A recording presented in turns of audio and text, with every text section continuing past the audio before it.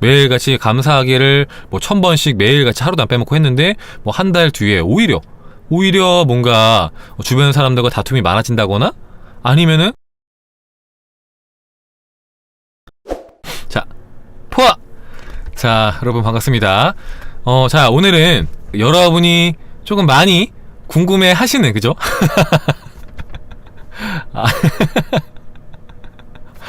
자 여러분이 많이들 질문을 하셨던 것에 대해서 그냥 간단하게 답변을 드리려고 지금 이렇게 인사를 드렸습니다.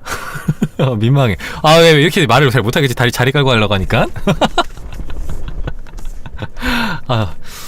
자, 어떤 얘기를 하려고 하냐면은, 자, 저한테 많이 질문이 들어오는 것 중에 하나가 요거예요.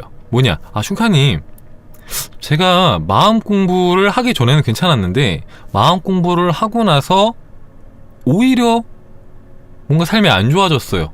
힘들어졌어요. 혹은 어떤 사고가 생겼어요. 이거 왜 그런 건가요? 이런 질문들이 저한테 정말로 많이 들어와요. 그리고 여러분들 중에서도 여전히 이것에 대해서 궁금해 하시는 분들이 분명히 있을 수 있다고 생각을 합니다. 그죠? 그러니까 어떤 얘기냐면은, 자, 어떤 사람이 그전에는 괜찮게 살고 있었는데 갑자기 뭐 감사하기 매일같이 감사하기를 뭐 1000번씩 매일같이 하루도 안 빼먹고 했는데 뭐 한 달 뒤에 오히려 뭔가 주변 사람들과 다툼이 많아진다거나 아니면은 뭐 내가 운전을 하다가 갑자기 접촉사고가 난다거나 뭔가 아니면은 내가 갑자기 아프게 된다거나.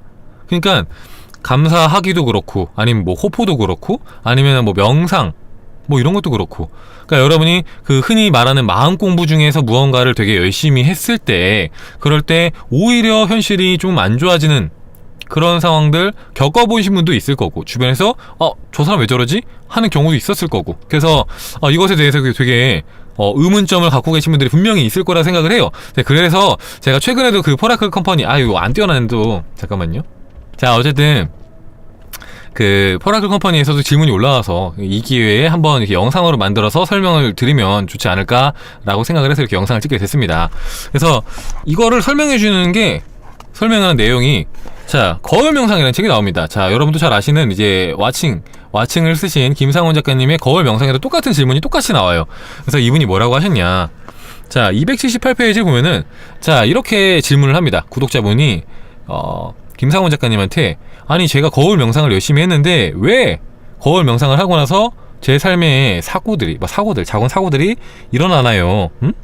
이 사람이 겪었던 거는 막 거울 명상을 열심히 하고 막 그랬었는데 주차를 할 때 당연히 P단에 둬야 되는데 후진에다가 놓고 주차를 멈추고 발을 떼갖고 공장문을 박는 뭐 그런 사고가 났다는 거예요. 그래서 왜 그런 거냐 라고 이렇게 질문을 했을 때, 그럴 때 김상훈 작가님이 뭐라고 했느냐면은, 자 이렇게 말씀하셨는데, 자 거울 명상으로 억눌렸던 감정들이 빠져나가면서 몸이라는 현실을 통해서 저항하기도 하지만 작은 교통사고, 뭐 금전적인 손실 등 다른 현실을 통해서 저항하기도 한다.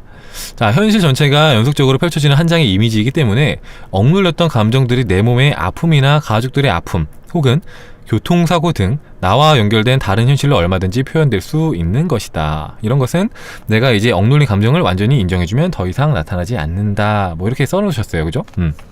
자, 이거를 제가 굉장히 더 쉽게 설명을 드릴게요. 자, 김상훈 작가님도 이렇게 말씀을 해주셨지만, 결국에는 이게 사건, 사고 뿐만 아니라 내가 아플 수도 있고, 아니면 주변 가족이 아플 수도 있고, 아니면은 주변 이제 지인들과 싸울 수도 있고, 그런 일이 생길 수 있습니다. 왜 그런 걸까요? 자, 내가 이전과는 다르게 되게 바르게 살기 시작했는데 도대체 왜 이런 현실이 펼쳐지는 거야? 하고 이해가 안 될 수가 있는데, 자, 잘 생각해보면 이해가 됩니다. 자, 우리는 마음 공부를 하기 전에, 마음 공부를 하고 난 이후보다 되게 부정적으로 살아왔어요. 그죠? 불평불만도 많이 하고 짜증도 많이 내고 화도 많이 내고 나쁜 생각도 많이 하고 살아왔어요. 근데 마음 공부를 하면서 그것들을 좀 줄여나가기 시작한 거죠. 그죠? 그러면서 좋은 생각도 많이 하고 좋은 말도 많이 하려고 했어요. 하지만 우리가 그 전에 했던 것들이 갑자기 내가 마음 공부를 한다고 해서 갑자기 확 사라진 건 아닙니다. 왜냐면은 우리가 살아온 세월이 20년, 30년, 40년 굉장히 길기 때문에, 혹은 그 이상이기 때문에 그게 내가 마음 공부를 한 달 열심히 했다고, 두 달 열심히 했다고 다 사라지진 않아요. 그죠? 그러니까 그것들이 내 무의식에 남아있어요. 그런데 내가 갑자기 마음 공부를 하면서 막 마음을 솎아내니까, 좋은 쪽으로 막 마음의 방향을 전환하니까 그 안에 있던 것들이 올라오는 겁니다. 그러니까 어떻게 생각하면 좀 쉽냐면은, 자, 우리의 마음이 호수입니다. 호수예요. 호수인데 우리가 더러운 쓰레기들을 호수에다 버린 거죠. 욕설을 하면서, 누군가 뒷담화하면서, 세상을 막 비관하면서, 나쁘게 막 말을 하면서, 그러면서 온갖 쓰레기를 호수에 다 갖다 버렸어요. 자, 그랬는데 처음에는 그것들이 막 날 너무 힘들겠지만, 시간이 지나니까 내가 버린 쓰레기들이 다 가라앉아서 나름 그렇게 막 심각하지 않은 것처럼 보입니다. 그죠? 그런데 우리가 마음 공부를 하면서, 자, 그 호수를 헤집어 놓기 시작한 거죠. 헤집어 놓으면은 어떻게 됩니까? 그 안에 있던 떨어졌던 쓰레기들이 다시 떠오르겠죠. 그러니까 괜찮아진 줄 알았는데 입구에 있었던 그 안에 있던 불순물들이 올라오니까 내가 힘들어지는 거예요.